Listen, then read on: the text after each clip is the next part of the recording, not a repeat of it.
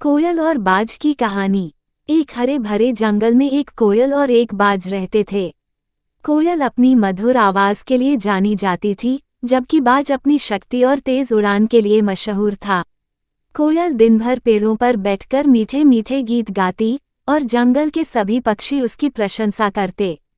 दूसरी ओर बाज आसमान में ऊंचाई तक उड़ता और शिकार करके अपनी भूख मिटाता।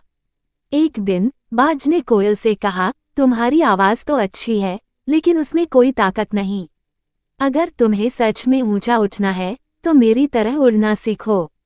कोयल मुस्कुराई और बोली, हर किसी की अपनी खासियत होती है। मेरी मधुरता ही मेरी ताकत है और तुम्हारी शक्ति तुम्हारी। हमें अपनी विशेषताओं को समझकर खुश रहना चाहिए। बाज को कोयल की बात समझ नहीं आई। वह कोयल को कमजोर समझकर उसकी उपेक्षा करने लगा। लेकिन एक दिन जंगल में शिकारी आ गए। उन्होंने अपने जाल बिछा दिए और कई पक्षियों को पकड़ने की कोशिश की। बाज ने उड़कर खुद को बचा लिया, लेकिन बाकी पक्षी खतरे में थे। तभी कोयल ने अपनी मधुर आवाज में गाना शुरू किया। शिकारी कोयल की सुरीली आवाज में इतना खो गए कि कुछ देर के लिए सब कुछ भूल गए। इसी मौके का फायदा उठाकर बाकी पक्षी उड़कर सुरक्षित स्थान पर चले गए। बाज को तब एहसास हुआ कि कोयल की मधुरता भी एक ताकत है।